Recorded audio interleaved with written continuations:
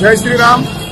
ಸಮಸ್ತ ನಾಡಿನ ಹಾಗೂ ನಮ್ಮ ಕ್ಷೇತ್ರದ ಜನತೆಗೆ ಇವತ್ತು ರಾಮಲಾಲನ ಆಶೀರ್ವಾದ ಸಿಗಬೇಕಂತ ಪ್ರಾರ್ಥನೆಯನ್ನು ಮಾಡ್ತೇನೆ.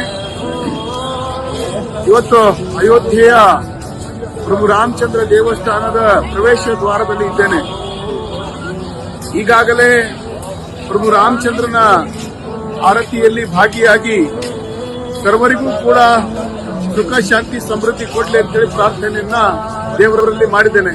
ಸುಮಾರು 500 ವರ್ಷಗಳ ನಿರಂತರ ಹೋರಾಟದ ನಂತರ ನಮಗೆ ಸಿಕ್ಕಿರುವ ಇವತ್ತು ರಾಮನ ಜನ್ಮಭೂಮಿ, ರಾಮನ ದೇವಸ್ಥಾನ ಅತ್ಯಂತ ಅದ್ಭುತವಾಗಿದೆ. ನಿನ್ನೆಯಿಂದ ನಾವು ಇಲ್ಲಿದ್ದೀವಿ. ಲಕ್ಷಾಂತರ ಜನ ದಿನಕ್ಕೆ ದರ್ಶನವನ್ನ ಪಡಿತಾ ಇದ್ದಾರೆ. ನಮ್ಮೆಲ್ಲರ ಮೇಲೆ ಪ್ರಭು ರಾಮಚಂದ್ರನ ಕೃಪೆ ಇರಲಿ ಅಂತ ಹೇಳಿ ದೇವರಲ್ಲಿ ಪ್ರಾರ್ಥನೆಯನ್ನ ಮಾಡ್ತೇನೆ. ಜೈ ಶ್ರೀರಾಮ್.